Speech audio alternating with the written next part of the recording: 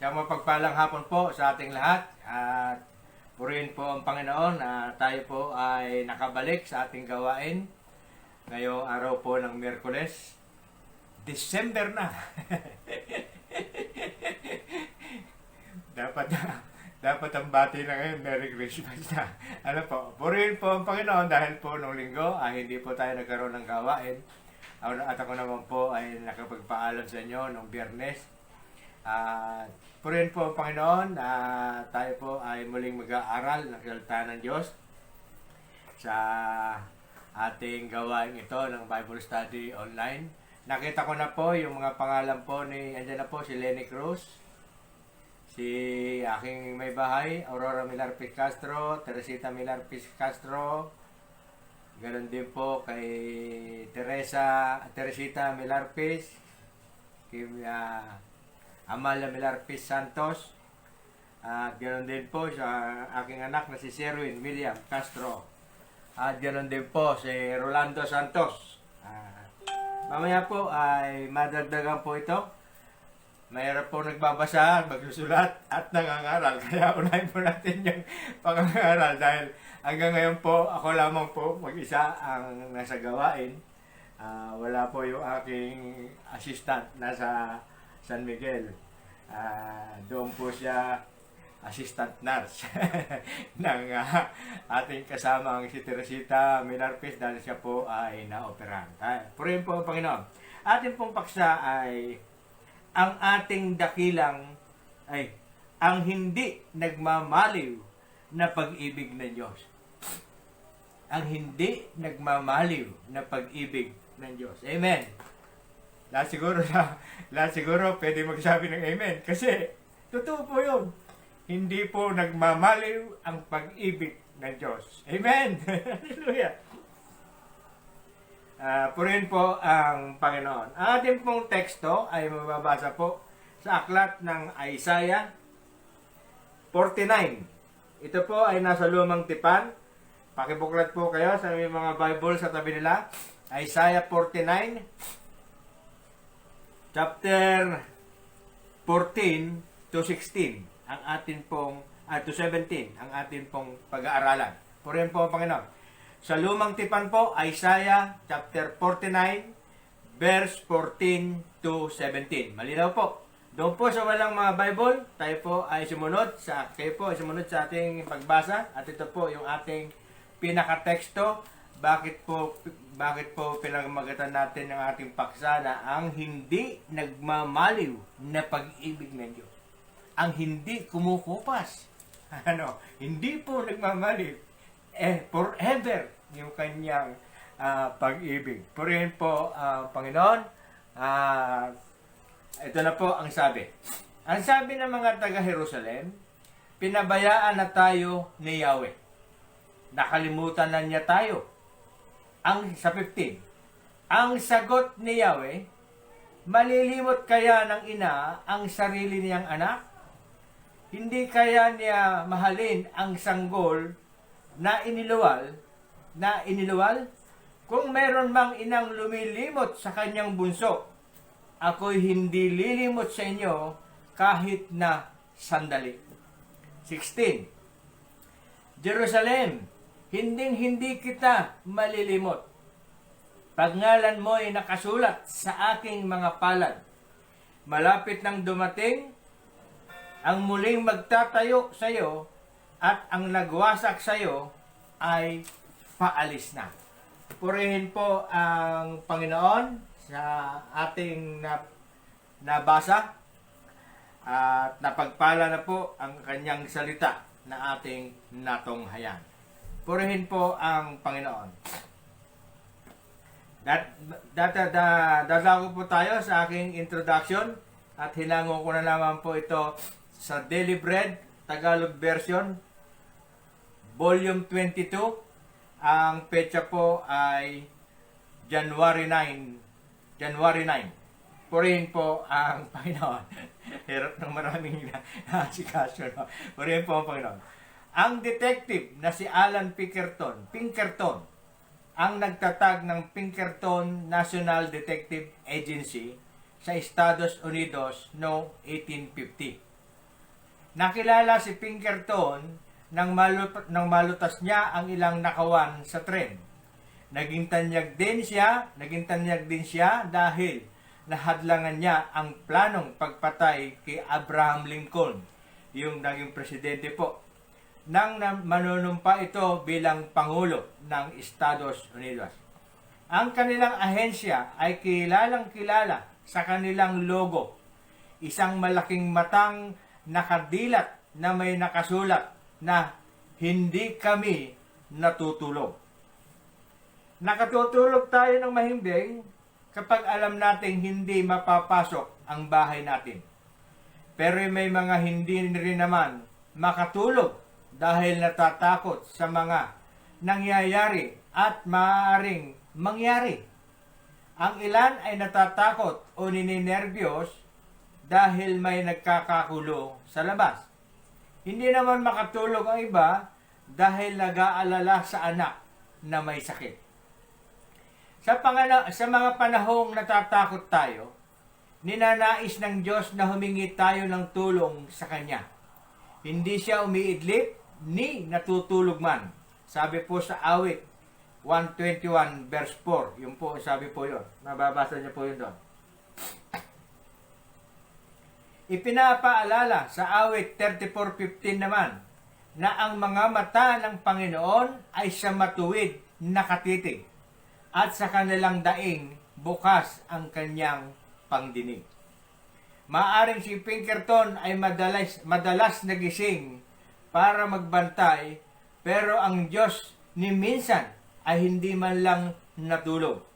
Lagi siyang gising at pinakikinggan niya ang hinaing ng mga taong matuwid. Amen? Kung tayo'y hihiga at matutulog na, mga alalahanin, huwag nang isipin pa. Lahat ng pasanin at mga suliranin, ang lahat ng mga ito'y ating idalangin. Purihin po ang Panginoon. Tayo po ay manalangin. Banal at dakilang Diyos na makapangyarihan sa lahat, unang-una po, kami po ay nagpupuri sa iyo, nagpapasalamat sa iyong dakilang pangalan. Nagpapasalamat sapagkat tunay nga po, Panginoon, hindi mo kami pinababayaan.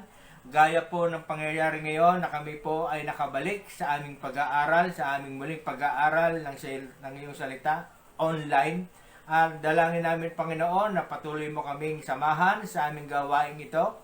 Itinataas ko po sa iyo ang lahat po ng naaabot, makikinig, manonood, at manonood later ng aking video na ito online, lalong-lalo na, Panginoon, ang Milarpis family na nasa San Miguel sa pangunguna po ni Nanay Belia Pangilinan Milarpis sa kanyang mga anak, mga apo, mga manugang, ganun din po ng kanilang mga kaanak.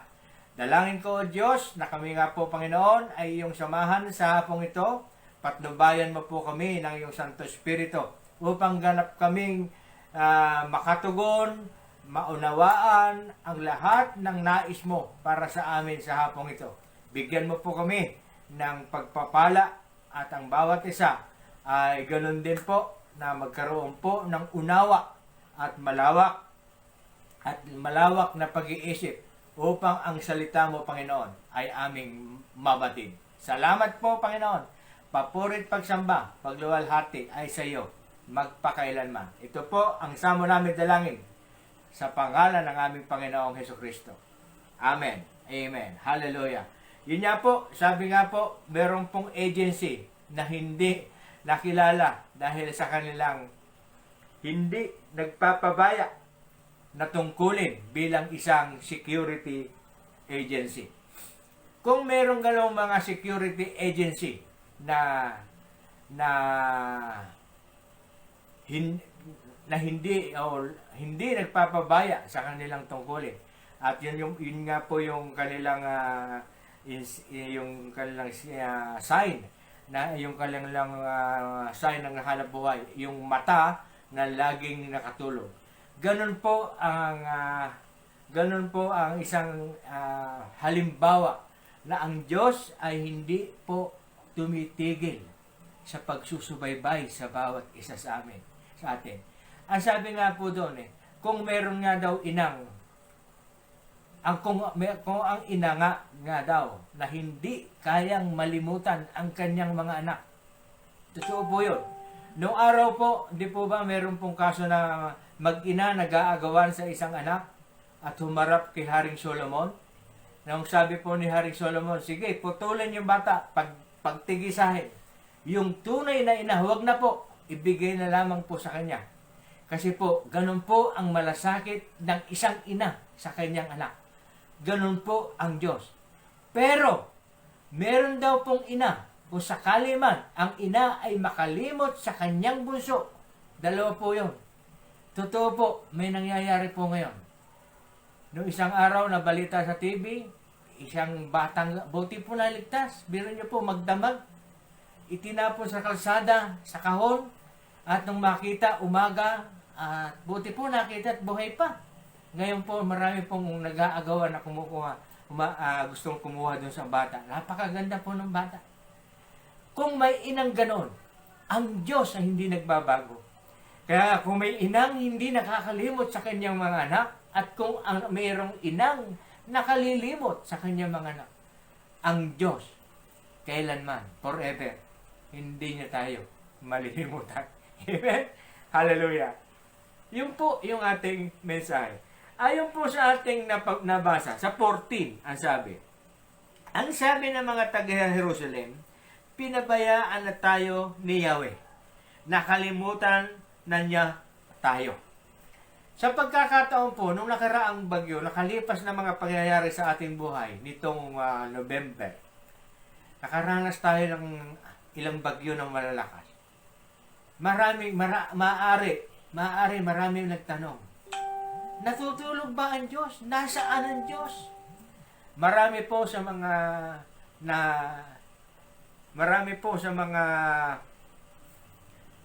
nasalanta o naapektuhan o nakaranas ng mga ganitong pagsubok. Ganon ang mga katanungan ng mga tao. Pero po sa ating mapag-aaralan ngayon, ito ay magsisilbing paalala na ang Diyos hindi nagpapabaya kahit kailan. Ito nga po yung sinasabi po natin. Yung binabasa natin, yung sinabi po sa verse 15, ay mamaya na po muna tayo pumunta ron. Ang sinasabi po natin, yung sa 14, ang akala na tayo, ang sabi po nila, ang deklarasyon nila, na ang Diyos daw ay nagpabaya. Purihin po ang Panginoon. Ano po sabi po sa verse 14? Pinabayaan na tayo ng Diyos. Ito ang mga salita ng mga tao na nakaranas ng labis na kahirapan kung kaya't nakadamang pinabayaan at kinalimutan na sila ng Diyos. Si Haring David, na tinatawag na the man of God, ay nakaranas din ng kahirapan, persecutions at persecutions. Kaya naisulat niya ang awit 22 verse 1 to 2. Basahin po natin. Ang sabi po, awit 22 verse 1 to 2. O Diyos ko, bakit ako binayaan? Masidhi ang pagtaghoy ko upang ako ay tulungan. Ngunit hindi dumarating ang saklolo mong hinihintay. Ngunit hindi, araw-gabi dumaraing, tumatawag ako, O Diyos, hindi ako mapanatag, hindi ka pa rin sumasagot. Yun po yung isang naranasan ni Haring David. Tinatawag na the man of God, nakaranas ng ganon, nag-alala, nagkaroon po siya ng anxiousness, pag-alala, na parang nawala na ang Diyos, na parang siyang kinalimutan na ng Diyos. Alalahanin po natin, ang sabi po ng pangako ng Diyos, ni hindi kita iiwanan, ni pababayaan man. Yan po ay totoo pong ginagawa po ng Diyos. Akala lang po natin na hindi na tayo ay kanyang iniwanan na. Sa mga pagkahirapang dumarating sa buhay natin, huwag po nating iisipin na o akalain na ang Diyos ay natutulog. Kaya nangyayari po sa atin yung mga ganito. Hindi po tayo exempted sa lahat po ng pagsubok. Lahat po tayo daranas nito dahil nga po tayo pa rin po ay nasa lupa. Kaya nga sabi ko, the man of God na si David, nakapagsulat ng ganon dahil sa kanyang hinanakit o paghahanap sa Diyos. Pero, siya rin po ang sumulat sa awit 37 na ating bubuksan mamaya. Ito po ang sabi po. Sa awit 37, matanda na ako't mula pagkabata, sa tanang buhay ko'y walang nabalita, na sa taong tapat ay ang Diyos ay nagpabaya. Amen? You see? Sa mga pagkakataon dumarating, natural po yung pagsasalita po ni David. Kasi po, natural po yung paghahanap niya sa Diyos. Ano po?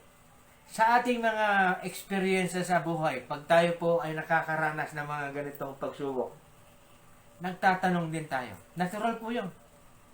Pero, wag po nating kalilimutan yung kanyang pangako. Ano sabi po ni David? Matanda na ako, simulat bata pa. Wala akong nabalitaan na pinabayaan ng Diyos. Amen? Amen? Amen? Kasi si David, during that time na meron siyang, nasulat niya siguro ito nung siya hinahabol ni Haring Saul. Dahil sa inggit ni Haring Saul sa kanya, siya ay tinutugis niya at gustong patayin ni Haring Saul. Yun po siguro Kaya nga sinalagay ko doon, persecution Ikaw ay naglilingkod kay Haring Saul, tapos nakagawa ka ng mabuti na inggit si Haring Saul sa iyo. Yun na nga. Yun nga po ang bunga ng yung inggit, galit, puot. Yun po yung bunga ng bunga ng kasalanan Mag-iisip ka ngayon tuloy ng masama sa kapwa. Kaya na po nangyayari kay David, kay Haring Saul at kay David. Dahil si David ay maraming nagagawa. Marami siyang Di ba yung istorya ng David and Goliath? Bata pa lang siya napatay niya yung higanteng si Goliath. Yun po yung mga katakataka. Why? Kasi nga po, sabi ng awit 37. Sabi, matanda na ako't mula pagkabata, sa talang buhay ko'y walang nabalita na sa taong tapat ang Diyos ay nagpabaya. Kailangan po may katapatan. Kailangan po steady yung ating pananampalataya. Dumarating man ang bagyo sa buhay natin, lagi po nating alalahanin na ang Diyos ay hindi nangiiwan. Kung may inangaraw na nakalilimot sa kanyang puso, siya po ay hindi gano'n. Purihin po ang Panginoon. Yung po sa verse 14. Sa verse 15, ang sabi po, ang sagot ng Diyos. Ang tugon ng Diyos ay nagbibigay ng banal na katiyakan sa sino mang mananampalataya na nakararanas sa panahon ng pagsubok. Yung po ay ang tugon niya po. Pansinin niyo po yung paliwanag dito. Hindi po ako nagsalita dito. Kinuha ko po sa Bible ito. Sabi po niya, ang tugon daw ng Diyos ay nagbibigay ng banal na katiyakan. Tinitingnan ko po rito. Ang specification natin dito, yung banal na katiyakan. Ano po ba yung banal na katiyakan? Yung po yung kanyang pangako na tayo ay bibigyan niya ng buhay na walang hanggan. Kaya nga po doon sa 17, nung ating binasa, ay sa 16, pagkatapos ng 15, basahin ko lang yung 16. Jerusalem, hinding-hindi kita malilimot. Pangalan mo'y nakasulat sa aking mga palad. Malapit nang dumating ang muling magtatayo sa'yo. Sino po yung binabanggit ni David dito? Si David po, si Isaiah po nagsulat dito. Sino po yung sinasabi niyang darating ang muling magtatayo sa'yo? Yung magbibigay po ng banal na katiyakan. Yung po yung sinasabi ko.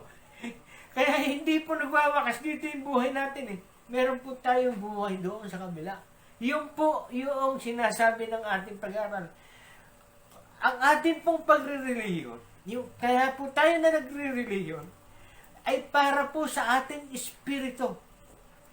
Para kasi po yung ating espiritu, ang siyang pupunta roon, kapiling ng Diyos. Kaya po tayo nagre-reliyon. Hindi po tayo nagre-reliyon para tayo ay umasenso. Hindi po tayo nagre-reliyon para tayo ay gumaling. Hindi po tayo nagre-reliyon para sa lahat ng kailangan natin. Nagre-reliyon po tayo dahil sa buhay na walang hanggan. Yung banal na katiyakan ng pinangako niya sa atin, yung po yung tapat. Secondary na lang po yung sinasabi ko kanina.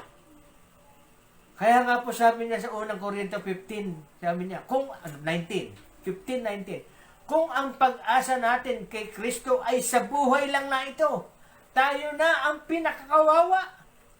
Umaasa lamang tayo, nagtitiwala lamang ba tayo sa Diyos at sa Panginoong Kristo kung tayo pinagpapala dahil ang palalangan natin, umasenso tayo, guminhawa tayo, mapagaling tayo. Hindi po yun. Yung banal na layunin ng Diyos na tayo ay makabalik sa Kanya, na tayo ay Kanyang kakaunin pagdating ng panahon. Amen? Yun po eh. Kaya nga sabi ng Diyos dumaranas si David dumaranas ng paghihirap eh. Persecution eh. Anong sagot? Anong sagot ng Diyos? Hindi kita malilimot, hindi kita pababayaan. Namatay ba si David? Noong kanyang pangangailangan? Namatay po ba siya ron? Yun nga po ang ina-encourage ko sa atin. Dumaranas tayo mga pagsubok. Hold on! Hold on to our faith. Pray. Yun nga po sinasabi ko, lagi po tayo manalangin. Ang Diyos po ay hindi natutulog. Amen? Kaya nga po, sabi po doon, ang tugon ng Diyos ay nagbibigay ng banal na katiyakan sa sino mang mananampalataya na nakararanas sa panahon ng pagsubok. Ulitin po natin yung verse 15. Ang sagot ni Yahweh, malilimot kaya ng ina ang sarili niyang anak? Kung meron mang inang lumilimot sa anak, hindi kaya niya mahalin ang sanggol na iniluwal? Kung meron mang inang lumilimot sa kanyang bunso, ako'y hindi lilimot sa inyo kahit na sandali. Kahit na sandali. You see, kahit na sandali. Andun lagi ang kanyang biyaya. Lagi niya po tayong hinahawakan. Alalahanan po ninyo, ang sabi po ay yung may katapatan. Yung may tapat sa kanya. Doon po nananatili ang Panginoon. Kaya nga po yung lagi ko pong isinasamo o lagi ko pong pinipresenta sa inyo. Yung hold on to our faith, magtiwala po tayo sa Panginoon. Ano kung kunin tayo ng Panginoon ngayon? Kung kukunin ka ng Panginoon, nakahanda ka na ba? Sigurado ka na bang makakapiling ng Panginoon? Nagawa na ba natin yung mga requirements para tayo makapunta roon? Alalahanin natin, ang Diyos ay hindi lumilimot. Definite yung kanyang pangako na tayo ay kanyang makakasama. Sa bahay ng aking ama ay maraming silid. Di bagat sasabi ko noon na kayo ay aking ipaghahanda at ako'y muling babalik upang kayo'y kaunin, upang tayo ay dalin sa mga silid na yon, kapiling ng Diyos. John 14 verse 2. Amen? Yun po ang kaya, ba't po tayo magre-religion? Tayo ba'y magsisimba para tayo pagkalabas ng simbahan at paglabas ng simbahan ay para pagpapalain tayo? Bibigyan tayo ng maraming pera? Tayo ba'y nagsisimba dahil gusto nating gumaling tayo. Ang pananampalataya, hindi po ganun eh. Ang pananampalataya at pagtitiwala sa Diyos, nasa puso yan.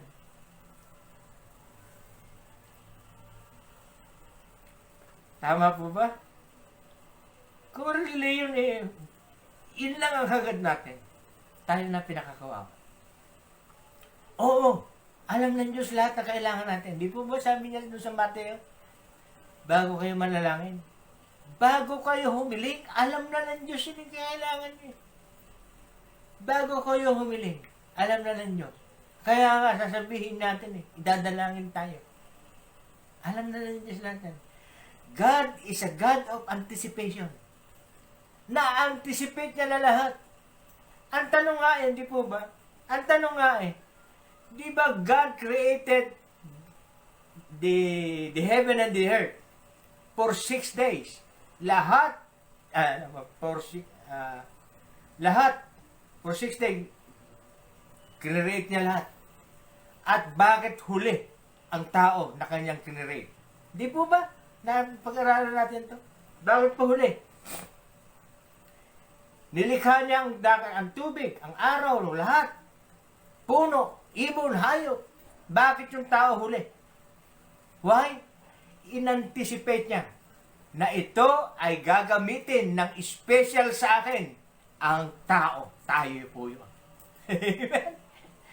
Inunan niyo po yung pangangailangan natin Kaya ngayon, pag dumaranas tayo ng hirapan, ba't tinatanong natin, Lord, nasan ka na? Andyan nga ang pagpapala ng Diyos.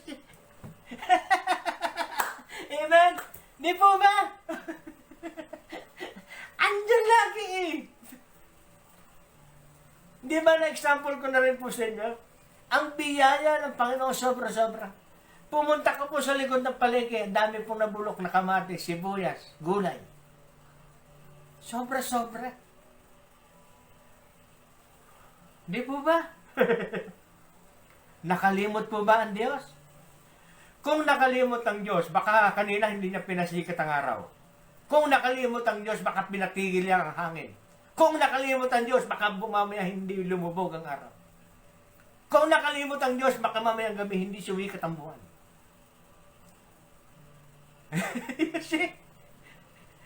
Ganun po katindi yung kanyang pagsasabi. Hindi kahit sandali, seconds. Kahit sandali. Ano po ba yung sandali? Seconds. Kahit seconds. Hindi po siya nagpabaya. Hallelujah! Di po ba? Nagsisermon na yata ako. Po. Ang sabi po sa Joshua 1:5, hindi ka matatalo ni numan habang ikaw ay nabubuhay. Kung paanong sinubaybayan ko si Moises, gayon din ang gagawin ko sa iyo. Sinabi niya po kay Joshua, hindi kita pababayaan. Yung salita po ng Diyos na ito, kung pangako ng Diyos kay Moises, pinangako ng Diyos kay Joshua, at sa lahat ng Bible character, ipinangako niya. Hanggang ngayon po, continuing yung pangako niya ito. Hindi kita pababayaan. Kung nangako siya kay Moises sa lahat ng Bible character, sa mga taong tapat, siya po ay hindi nagpapabaya. I remember,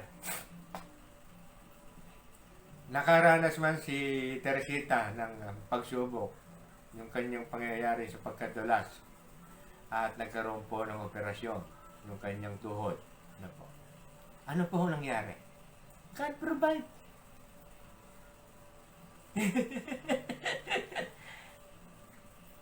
Merong taong kinikilos ang Diyos para sumuporta. Yun niyo po, nagagalit pa yung amo ni Bebe. Bakit wala pa raw nung nasa ospital si ate? Alala. Nag-aalala. May mga taong kinilos ng Diyos para tumugon sa pangangailangan ni ate. Dahil, why? Kasi po tayo ay nanalangin, lumapit tayo sa Panginoon. Ano nangyari? Nagpabaya po ba ang Panginoon? Amen. Si Dalia de la Cruz, nakita ko na po ang pangalan. Nakalimutan ko nung nakaraan, di ko nabanggit. Dalia, sorry po. You see, lahat ng pangyayari. Gusto ko pong magpasalamat doon sa mga pangyayari sa aming paghahanap buhay. Every time na may lalakarin kami, nananalangin kami. Meron pong hindi kami nakabili o hindi kami nakakuha ng aming kukunin. Pero hindi po kami nagtatanong sa Diyos. Lord, nanalangin po kami kanina bago umalis eh. Tapos bakit negative? Hindi po gano'n. Lagi lang po. Kasi po, merong perfect time. Perfect timing ang Panginoon. Tingnan niyo po yung nakuha namin sa sakyan. Hanggang ngayon, hindi po pinababayaan ng Panginoon. Araw-araw po namin pinagpipray yun. Lahat po nung nakalista rito, araw-araw ko po pinagpipray. Pati po yung aming sasakyan na pagpapahalanan nyo, hindi po ko pinababayaan sa prayer. Kasi po, para po hindi sumingit ang dyablo.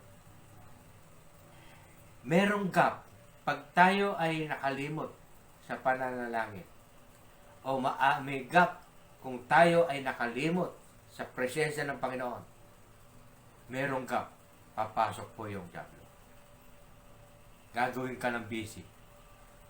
Alam niyo po, muntik na naman tayong hindi magkaroon ng gawain. Maraming nangungulit. Yung pong kakontak namin sa Makati, available na pong puntahan. Meron po kami pupuntahan sa Agapan, Cabanatuan. Nagkataon pong libre po yung aking anak na isa. Kailangan po kasi dalawa ang driver para kung sakali pong okay yung makukuha sa sakyan, iuwi na namin. Ang ganda po ng pagkakataon ngayon. Pero, mas maganda yung pagkakataon. Nandito tayo sa gawain. Why? Ipinalangin ko kaninang umaga ate. Tayo niyo po, lahat, yung kausap sa Makati, inadjust. Biyernes. Yung kausap sa Kabagapan, inadjust. Sabado. Yung kausap sa Cabanatuan, inadjust. Linggo. O, hindi ayos. Purihin po, Panginoon. Yung ba? Yun po yung sinasabi ko.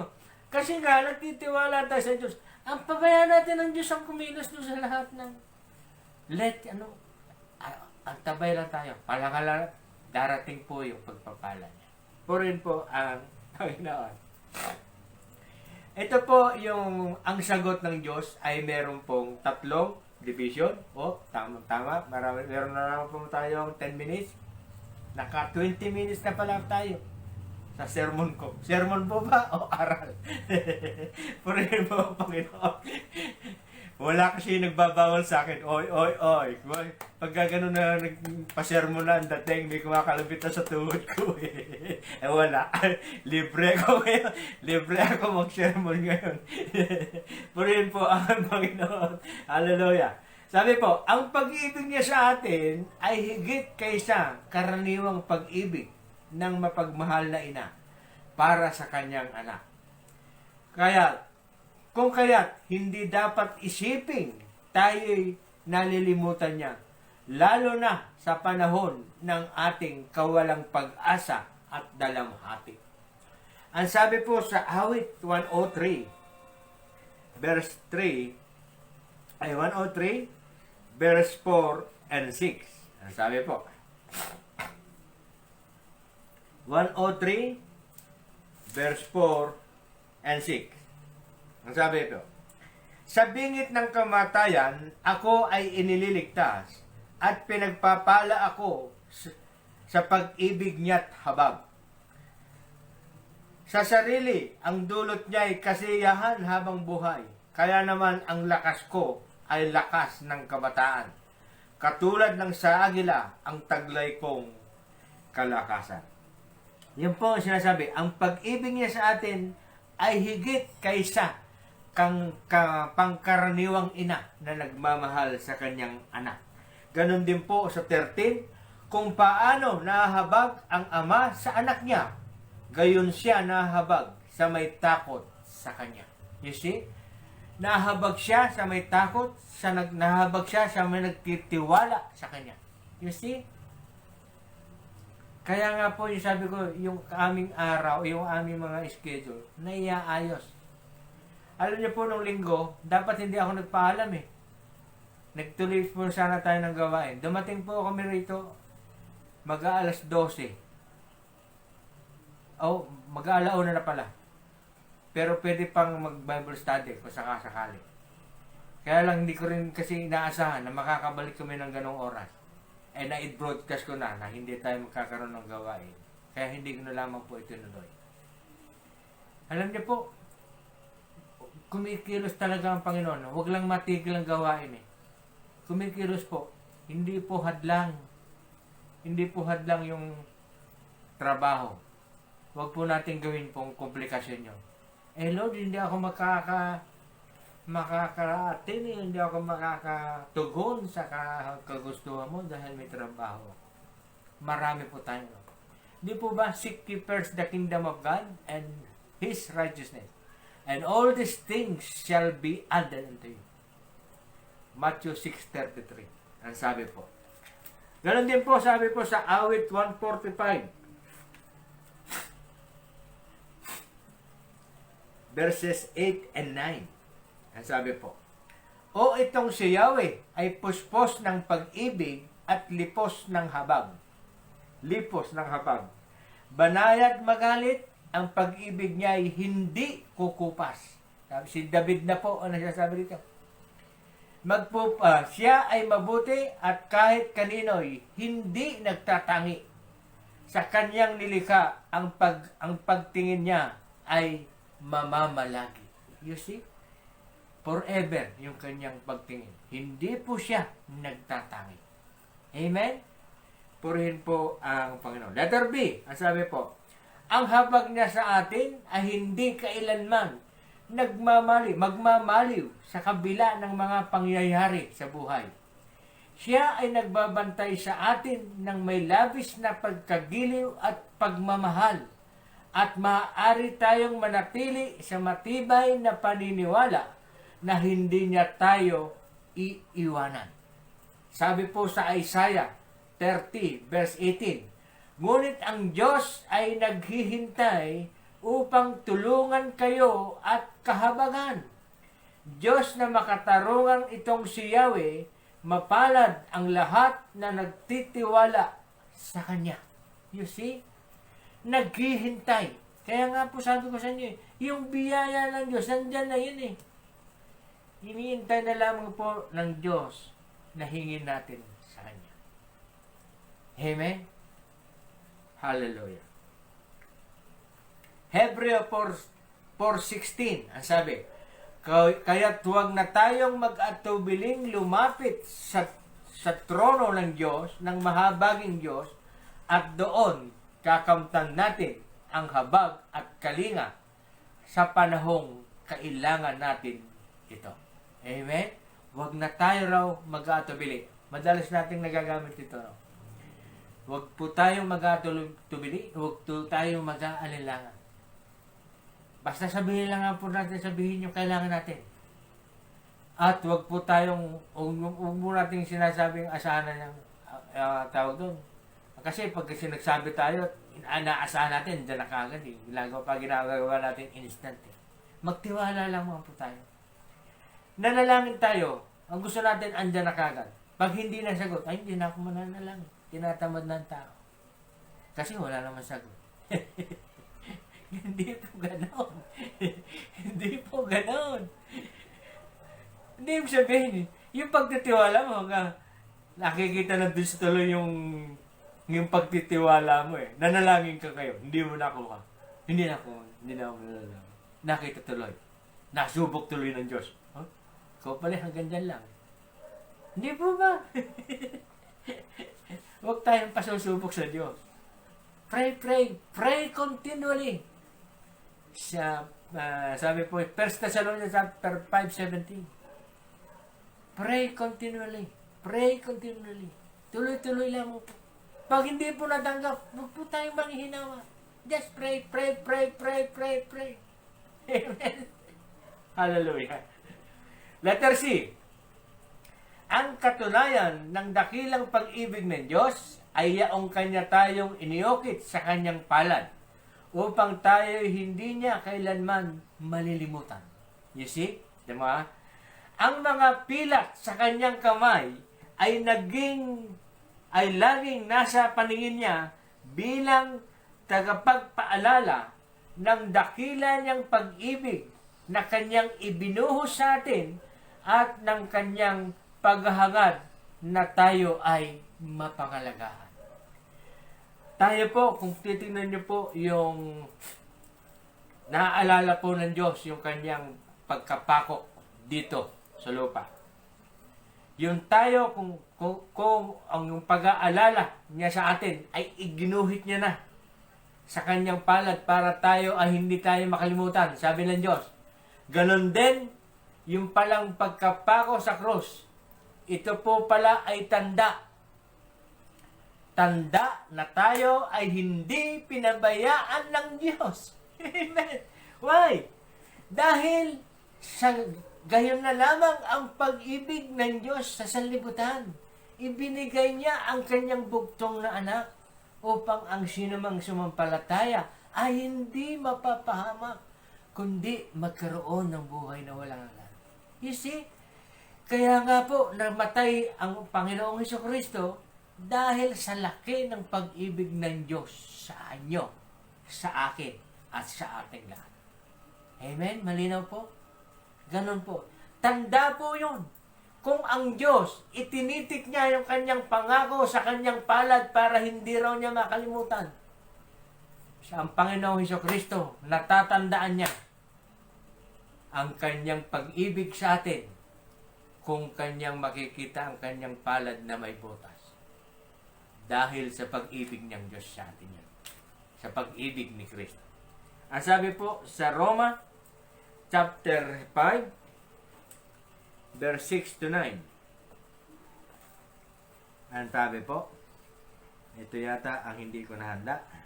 Yan. Roma, chapter 5, verse 6 to 9. Ang sabi po. Chapter 5, verse 6. Sapagkat noong tayo ay mahihina pa, namatay si Kristo sa takdang panahon para sa mga makasalanan. Mahirap mangyaring ialin ni numan ang kanyang buhay alang-alang sa isang taong matuwid. Bagamat maaring may mga has na gumawa nito alang-alang sa isang mabuting tao. 8. Ngunit ipinadama ng Diyos ang kanyang pag-ibig sa atin nang mamatay si Kristo para sa atin noong tayo'y makasalanan pa. Amen. And 9, ang sabi po, at ngayong napawalang sala na tayo sa pamamagitan ng kanyang dugo, lalo ng tiyak na maliligtas tayo sa puot ng Diyos sa pamamagitan niya. Basahin din po natin yung Isaiah. Ang sabi po sa Isaiah 53. Ano po? Ang sabi po, ang babasahin po natin 4, 5, 7, 10, and 11. Mga verses po ng Isaiah 53. At dito na po tayo magwawaka. Alalahanin niyo po, ang pinag-uusapan po natin, ang katunayan ng dakilang pag-ibig ng Diyos ay yaong Kanyang tayo'y iniukit sa Kanyang palad. Tandaan niyo po yun. Kaya nga po ito ang mga supporting verses. Isaiah 53, chapter 53, verse 4, 5, 7, 10, and 11 lamang ang babasahin natin. Sa 4, sabi pa, tiniis niya ang hirap na tayo ang dapat magbata, gayon din ang kirot na tayo sana ang lumasap. You see? Akala natin, ang dinanas niya ay parusa sa kanya ng Diyos. 5, dahil sa ating mga kasalanan, kaya siya nasugatan. Siya ay binugbog dahil sa ating kasamaan, tayo ay gumaling dahil sa pahirap na tinumunya. At sa mga hampas na kanyang tinanggap. Sa 7, siya ay binugbog at pinahirapan, ngunit di tumutol kahit kamuntiman. tulad ng korderong hatid sa patayan, parang mga tupang hindi tumututol kahit na gupitan, ni hindi umiimik kahit gaputok man. Sabi, sa 10, sinabi ni Yahweh, ang kanyang paghihirap ay kalooban ko. Sabi po ni Yahweh, inihandog niya ang sarili upang sa pamamagitan noon ay magkaroon ng kapatawaran.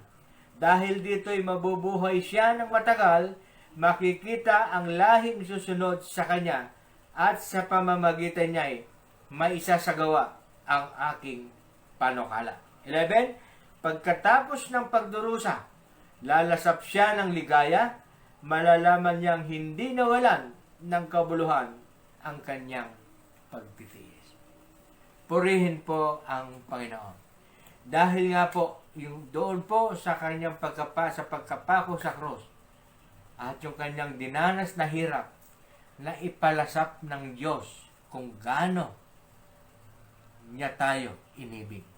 Kung gaano kalaki ang pag-ibig ng Diyos sa atin. Kaya nga po yung paksa natin, ang sabi, ang hindi nagmamalim na pag-ibig ng Diyos. Ang hindi kumukupas na pag-ibig ng Diyos. Ni sandali ay hindi siya nagpapabaya. Ni isang segundo. Yung sabi, imagine mo, isang segundo. Ano ba yung segundo? 1. Sa segundo na yun. Di po ba? Ano ibig sabihin? He is always there. Amen? Hallelujah. Tayo po, dumako sa ating conclusion. Tama-tama po. Oy, sumobra po ako ng 5 minutes. Meron na po tayong 35 minutes. Ito po, asensya po sa sobrang 5 minutes. Ito po yung ating conclusion. Ito naman po ay mababasa natin sa dated June 9. Nagbibiyahe kami ng aking asawa at tuminto kami sandali para magtanghalian. Nang kumakain na kami, may bumasag sa bintana ng aming sasakyan. Pagtingin ko sa basag na bintana, nawala na ang aming GPS. Isang maliit na bagay na nagtuturo ng daan. Tinignan ko agad ang upuan sa likod ng aming sasakyan. Wala doon ang aking computer, pasaporte at mga tseke. Iniisip ko na pati ang mga iyon ay ninakaw sa amin. Nag-alala ako talaga. Inireport ko ito sa kinauukulan. Nang gabi na, nagulat ako na sa ilalim pala ng aking mga damit na nasa maleta ang mga inaakala kong ninakaw sa amin. GPS lang pala ang ninakaw sa amin. Saka ko lang naisip na inilagay ko pala sa loob ng maleta ang aking mga gamit at inilagay ko iyon sa lagayan sa likod ng sasakyan. Minsan, kapag natataranta tayo, ito po yung aral dyan, kung ano na ang iniisip natin. Ganito din ang nangyari noon kay David. Kung ano-ano na ang kanyang naiisip. Naisip na tuloy na kinalimutan na siya ng Diyos. Pero nang isipin ni David ang kabutihan ng Diyos at hindi ang kanyang takot, nagpuri siya sa Diyos. Ngayon po ay mababasa natin sa awit 13 verse 5 to 6. Kung ang buhay natin ay nakatagpo sa Diyos kasama ni Kristo, hindi kailangang matakot na mananakaw ito sa atin. Kung takot o pagkalungkot ay nananaig sa atin, mahal tayo ng Diyos. Ang dapat isipin, at kung sa palagay natin babaksak na tayo, nariyaan ng Panginoon upang tayo ay itayo. Purihin po ang Panginoon. Hallelujah. Tayo po ay dadako po sa ating panalangin. Inuulit ko po yung atin pong ano lang po.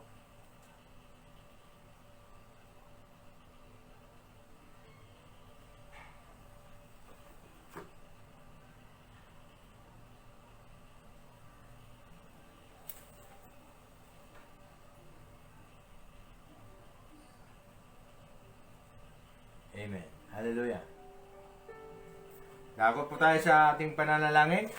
Ito po yung nasa listahan at lagi pong wala po ako nabasa na bagong request sa ating pananalangin. Ito lamang po yung lagi natin dinadala.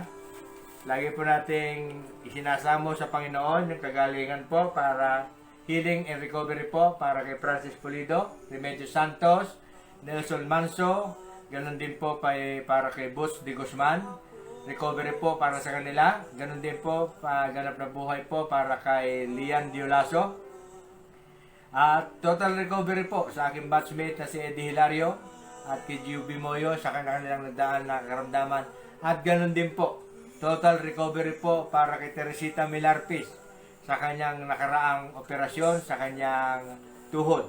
Purihin po ang Panginoon. Yun po yung ating itataas sa Panginoon. At ganoon din po yung paghahanap ng hanap buhay po para nila Roy Vincent Santos, Teresa de la Peña, Jade Milarpis, Jocelyn Milarpis, Marvin Castro at Dali Castro. Ganoon din po yung ating patuloy na request para sa aking apo na kasaganaan at katalinuhan para sa kanyang pagtatrabaho sa Japan. Para po sa kanyang extended contract ay kailangan makapasa po siya. Sana po ay mapasa niya po yung kinasabi niyang examination. Ganun din po, patuloy nating tinataas yung ating mga kaanak sa Milarpis family na nasa San Miguel sa pangunguna po ni Nanay Belia. Andyan po yung aking may bahay, Aurora Milarpis Castro at ang kanyang mga anak. Ganon din po kay Teresita Milarpis, Amalia Milarpis Santos at sa kanyang mga anak, kay Jocelyn Milarpis, Evangeline Milarpis at sa kanyang mga anak, Rodolfo Milarpis at sa kanyang mga anak na sumusubaybay sa atin, kay Rizal Milarpis at sa kanyang pamilya. Ganon din po kay Lucy Milarpis at sa kanyang pamilya. Isasama na po natin kay Manuel Milarpis at sa kanyang pamilya.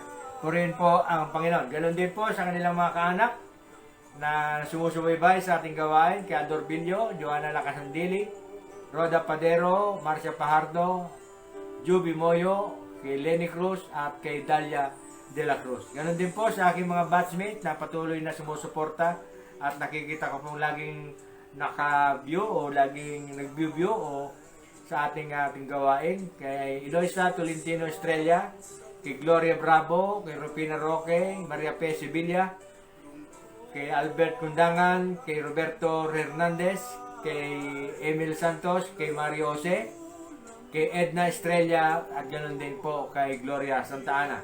Ganoon din sa aking batchmate sa high school na sumusuporta at nagwa-watch later sa ating gawain, para po kay Eddie Hilario, kay Ed Patron, Ernie de la Cruz, Elvis Salonga at Danilo Doco. At yung pong ibang mga batchmate ko na hindi ko po nabanggit. Ganon din po, palagi po natin itinataas sa ating gawain yung atin pong mga OFW na kaanak, kaibigan at kakilala. Tingnan po, hindi lamang kaanak, kundi kahit kaibigan o kakilala lang ay ating itinataas sa Panginoon.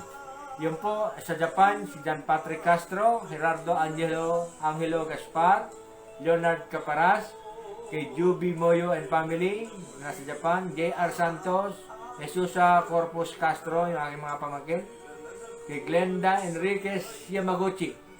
Ganoon din po, yung nasa Abu Dhabi, kay Marciana Pajardo, Ricardo Singh, sa USA, kay Lenny Cruz at sa kanyang pamilya, kay Sarah Cruz at sa kanyang pamilya.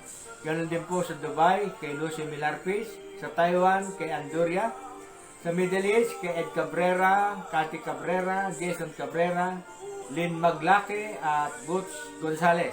Ganon din po yung nasa Taiwan, sa Hong Kong, nasa Glenda Pagaduan Gomez, kay Marvin Pangilinan na nasa Jeddah, kay Eser Hipolito na nasa Norway. Ganon din po kay Eddie Hilario at sa kanyang pamilya na nasa Canada. Sa aking mga pamangkin, nasa Dalilo Apostol, Irene Apostol, Heidi Apostol, Lia Siganlay at Maribel Apostol, at sa kanilang mga may bahay at sa kanilang sambahayan. Ganon din po sa pamilya po ni Jane Baniked at sa kanyang pamilya. At ganoon din po kay Ate Ami Basco at ang kanyang pamilya na pareho pong nasa Australia. Patuloy din po nating itinataas yung mga nasa accounting office sa Kapitolyo. At ito po yung lagi kong nakikitang sumusuporta at nanonood ng ating gawain. Bagamat pinapipray ko po ang buong accounting office, ang binabanggit ko lamang po yung mga nakikita ko nagwa-watch sa ating gawain.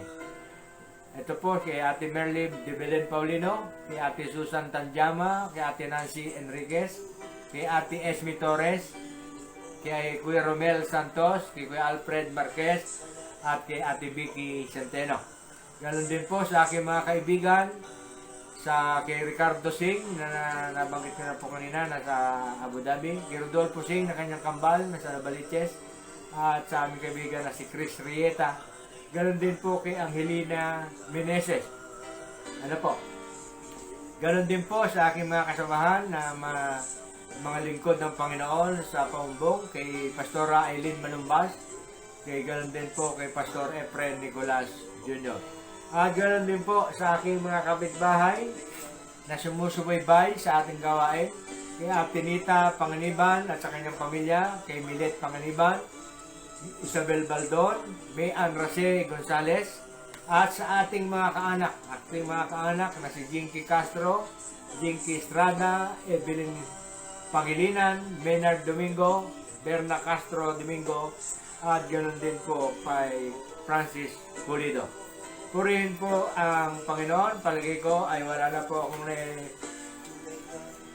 nakakalimutan. Tayo po ay manalangin.